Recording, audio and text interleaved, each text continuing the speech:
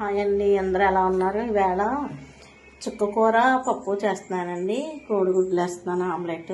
చుక్కకూర పప్పు బాగుంటుంది, చాలా హెల్దీ కదా. చుక్కకూర మామూలుగా తినాలంటే తినరు, ఇలా పప్పులు వేస్తే పిల్లలు చక్కగా తినేస్తారు. చూడండి, కావాల్సిన పదార్థాలు: పప్పు ఒక గంట ముందు నానబెట్టుకోవాలి. ఇలా నానబెట్టుకుంటే గ్యాస్ ఉండదు, చక్కగా తినొచ్చు, ఎవరైనా తినొచ్చు, గ్యాస్ట్రిక్ ఉన్న వాళ్ళు కూడా తినొచ్చు.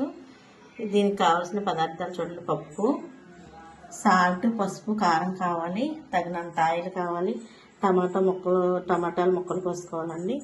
కోడిగుడ్డు ఆమ్లెట్కి ఇది ఉల్లిపాయలు, పచ్చిమిరకాయలు ఇలా ముక్కలు కొయ్యాలి. చుక్కకూర చూడండి, ఇలా కోసుకొని పెట్టుకోవాలి. చుక్కకూర చాలా టేస్టీగా ఉంటుందండి, చుక్కకూర పప్పు.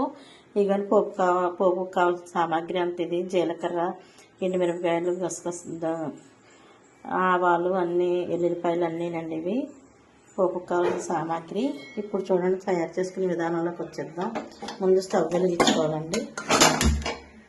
చిన్న కుక్కర్ పెట్టుకున్నాను నేనైతే. ఇదిగోండి, పప్పు కడిగి పెట్టుకున్న పప్పు ఇందులో వేసేసుకోవాలి.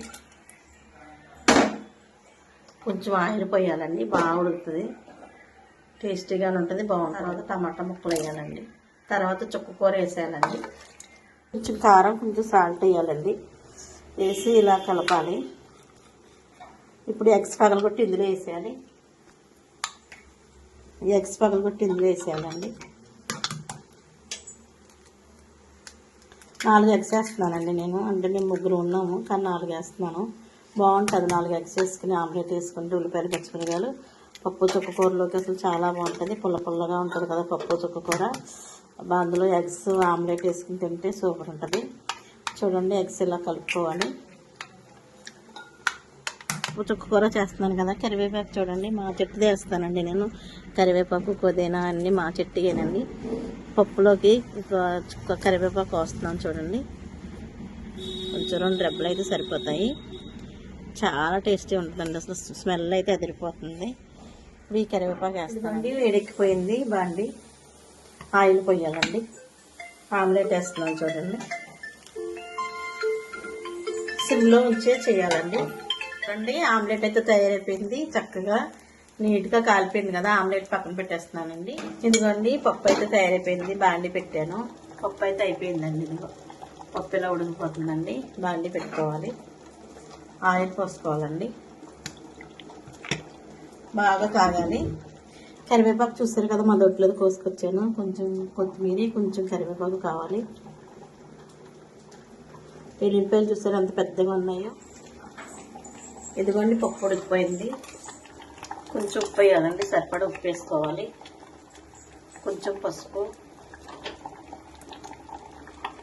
సరిపడా కారం. అంతేనండి, పప్పు అయితే తయారైపోయింది. చూడండి, చుక్కకూర పప్పు. ఇదిగోండి పోపు చూడండి, పోపు అయిపోతుంది. పోపులో సామాన్లండి: మినప్పప్పు, జీలకర్ర, ఆవాలు, ఎండుమిరపకాయలు, లాస్ట్లో ఎల్లిపాయలు వేయాలండి, కరివేపాకు. పోపు అయిపోయిందండి.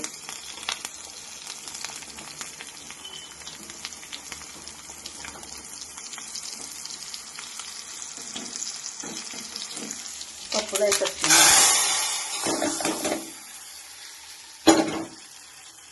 చూడండి, పప్పు తయారైపోయింది.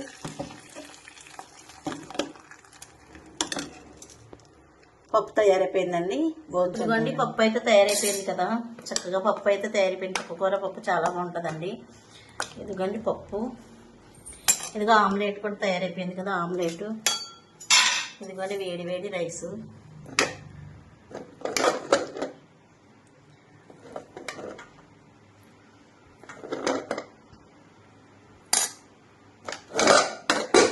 రండి తినేద్దాం, పెట్టుకున్నాను ఒక నిమిషమే.